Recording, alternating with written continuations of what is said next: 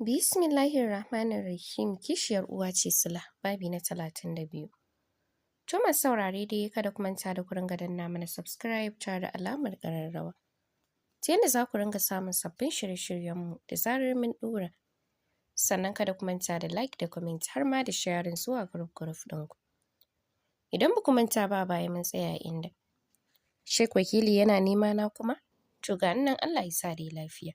To nan muka tsaya yanzu kuma za mu ci gaba. Yaya ta amsa da amin lafiyar ce ma. Kuma ka yi sauri yanzun nan. Tana gama faɗin haka ta yanke wayar. Tare da ajiyewa a gefe. Sannan ta kalli Asfa tare da faɗin. Hafsa, tun ɗazu nake baki haƙuri amma biki ce komai ba. Murmushi Asfa ta yi tare da faɗin. Ni biki min komai ba yaya, Allah ya yafe mana baki ɗaya. Ta faɗa hakan tana mai kallon gefe. Cikin zuciyarta kuwa faɗi take. Har Asma'u ta girma ta yi aure, ko ya take yanzu? Sai ta soma hararo kamannin Asma'un a zuciya. Yaya kuwa ta takura wa kowa sai da ya sha kunun zaƙinta. Abid da Adil kuwa tunda suka kafa goron sai da suka shanye tas. Yaya sai dariya tare da faɗin.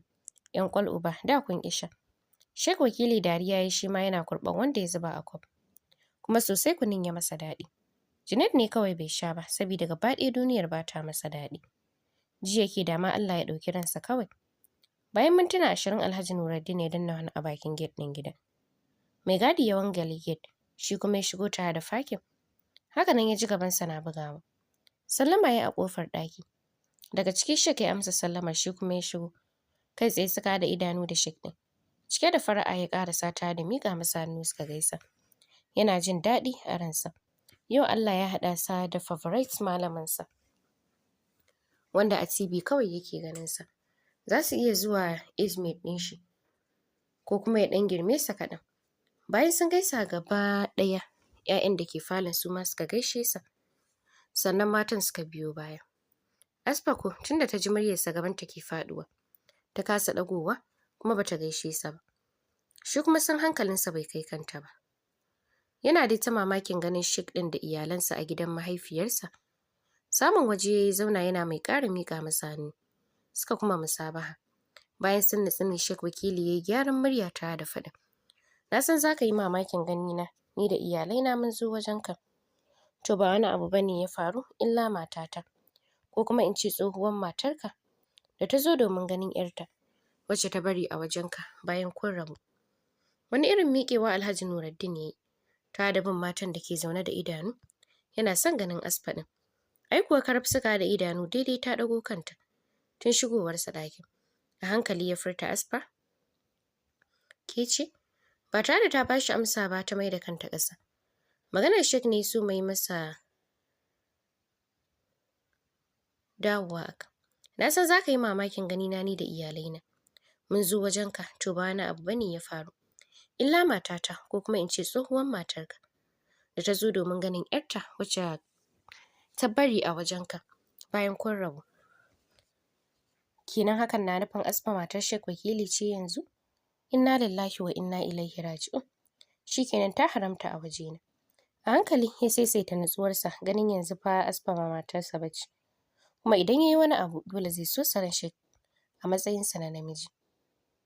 Sai ya koma ya zauna tare da faɗin alhamdulillah. Tunda Allah ya warware duk abin da Hindatu ta ƙulla. Yanzu Asma'u ba ta hannuna tana gidan mijinta. Sai dai in yi muku jagora zuwa can sai su ga juna. Faɗin Alhaji Nuruddin a raunane. Sosai ba ya yi tausayi shi kuwa Sheikh. Gyara zama ya yi tare da faɗin yaya ta faɗa mana komai. Allah ya saka muku gaba ɗaya ya kuma bi muku haƙƙinku. Ko da yake Allah ya nuna mata ishara tun a nan gidan duniya da ya maida ta halitta mafi ƙasƙanci. Allah ya kare mu daga irin wannan mummunar ƙarshe. Ya kuma ƙara haskaka zukatanmu. Ya kusanta mu gare sa da kuma gudun saɓa masa. Gaba ɗaya suka amsa da amin. Daidai lokacin da wayar Alhaji Nuruddin ta yi ringe.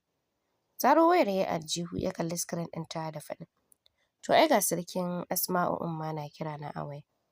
Ya faɗa haka ne tare da amsa kiran. Assalamu alaikum. Daga sallaman nan sai suka ga yayi shiru. Can kuma ya hau salati yana faɗin garin yaya. Ga mu nan zuwa yanzu mu ma. Bayan ya kashe wayan ne ya kalli Sheikh tare da faɗin. Kaji su ma suna kwance a asibiti da Asma'u da kuma ‘yarsa Aisha. Yanzu ku tashi mu je asibitin kawai. Da sauri yayi ta dafa ƙasa ta tashi da ƙyar da faɗin. Duk inda za a da ni za a je. Saurin sa kai Alhaji Nuruddin ne ya fita. Saboda zuciyarsa wani irin fat yake yi. Tsohuwar tsimi ta motsa. Gaba ɗaya suka fito kowa ya shiga mota. Motar Alhaji Nuruddin ne a gaba. Shi da yaya tana kwantar masa da hankali. Kasancewar kallo ɗaya ta masa ta gane me ke damunsa. Ba komai bane illa kishi da kuma soyayyar tsohuwar matarsa, wacce a yanzu ta haramta a gare shi. A farfajiyar asibitin suka tsaya. Gaba ɗaya kowa ya fito. Alhaji Nuruddin ya fiddo waya ya kira Alhaji Waziri. Bugu ɗaya ya ɗauki wayar. Alhaji Nuruddin ya tambaye shi lambar ɗaki. Sai ce mai ai ga Samir nan bari ya turo sa. Mintuna biyu sai ga Samir ya bulla. Direct idanunsa na kan sirikin nasa. Momi kuwa mutuwar tsaye ta yi ganin ɗan nata yanda ya girma. Ya kuma ɗauko kamanninta tsaf. Idan ka cire duhun fata da kuma yankan idanun mahaifinsa. Wani irin abu ta dinga ji yana taso mata. Bata san tana hawaye ba sai da Hafsa ta riƙe hannunta. Tana matsawa tare da faɗin Momi. Ki bar kuka don Allah. Dan dukawa Samir yayi tare da gaida sirikin nasa. Shi kuwa Alhaji Nuruddin da mamaki yake dubansa. Bayan ya amsa gaisuwar ya ɗan rungumo shi tare da faɗin. Ɗana yaushe ka samu lafiya? Murmushi kawai Samir yayi tare da gaida Sheikh Wakili. Kasancewar suna magana ne suna tafiya. Shi yasa sam hankalin bai kai kan iyalan Sheikh Wakilin ba. Tura ƙofar yayi suka shiga tare. Sheikh kuma na bayan su. Waro idanuwa Alhaji Waziri yayi tare da faɗin.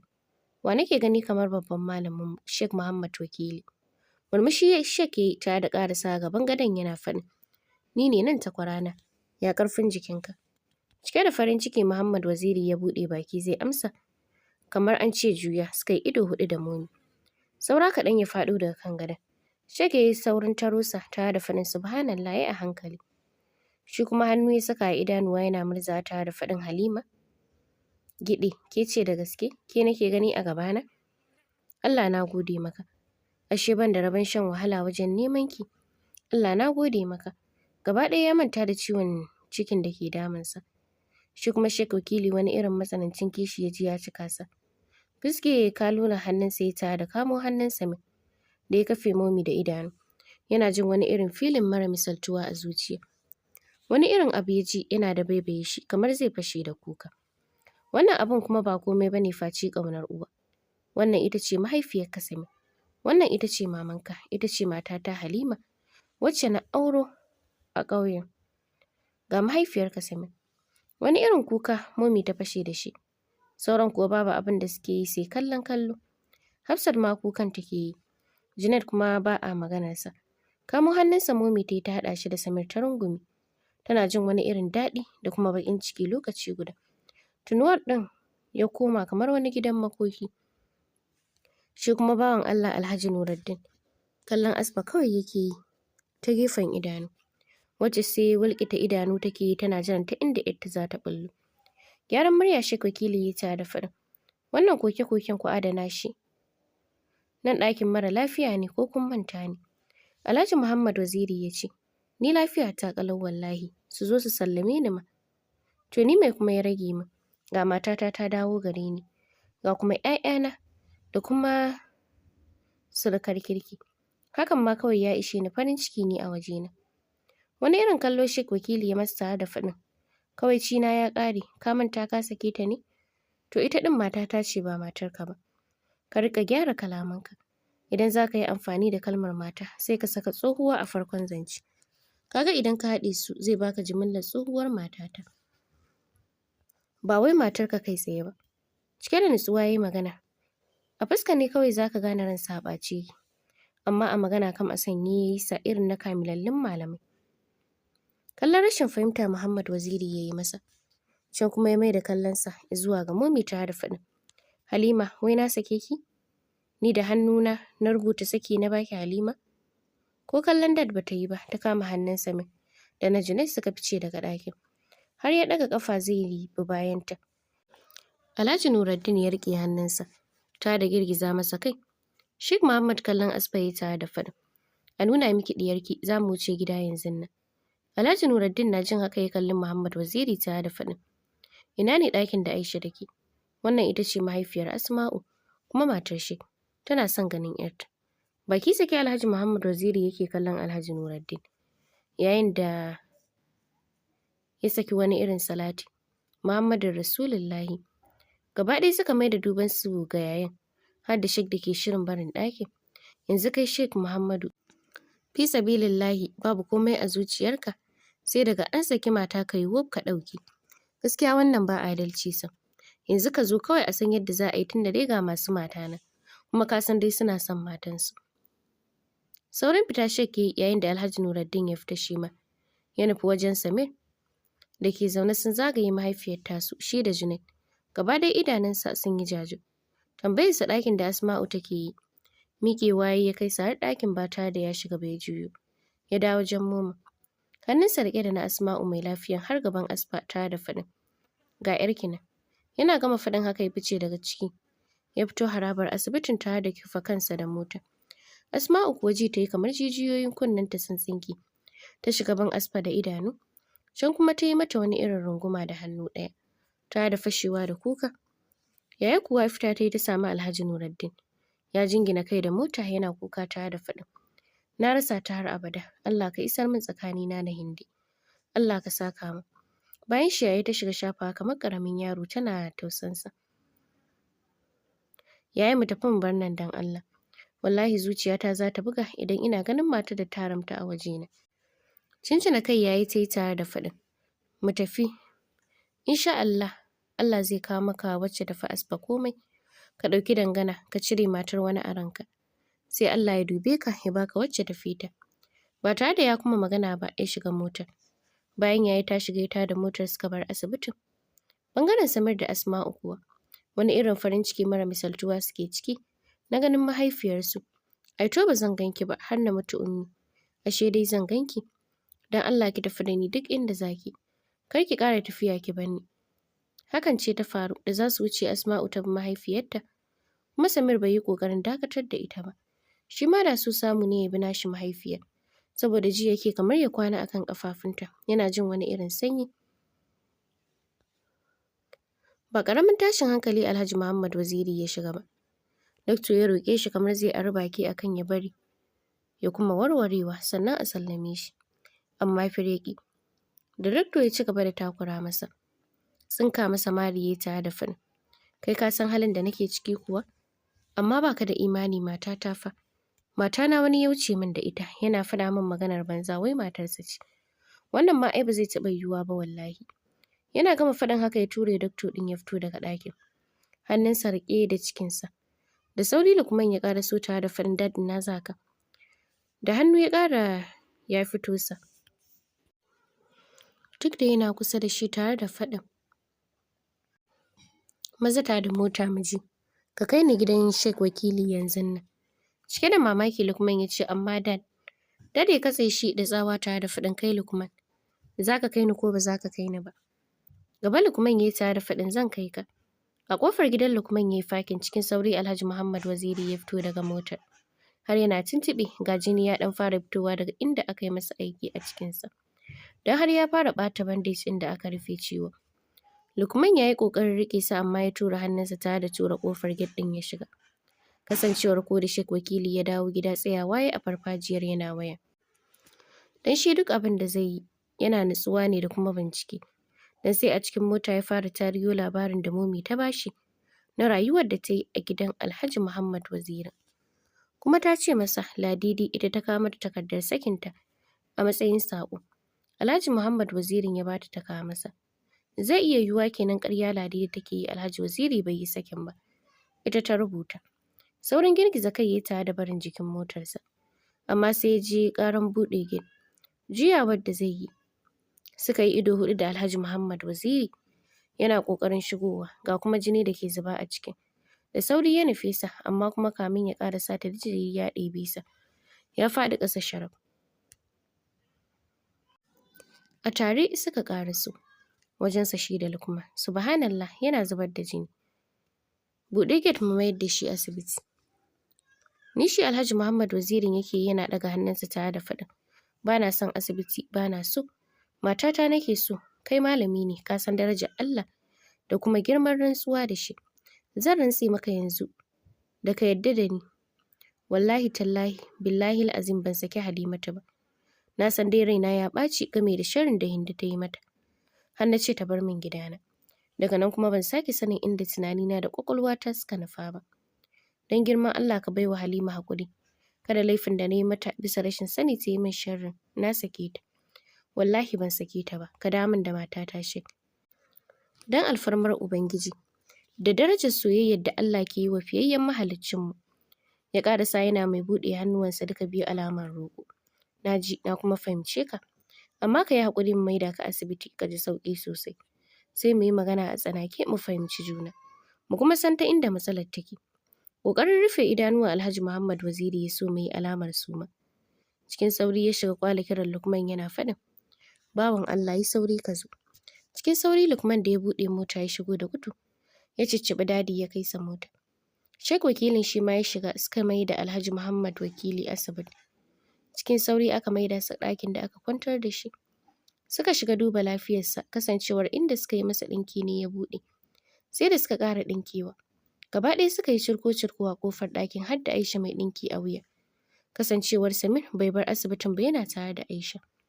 Bayan mintuna 30 suka fito daga ɗakin. Sai dai sun hana kowa shiga saboda yana buƙatar hutu.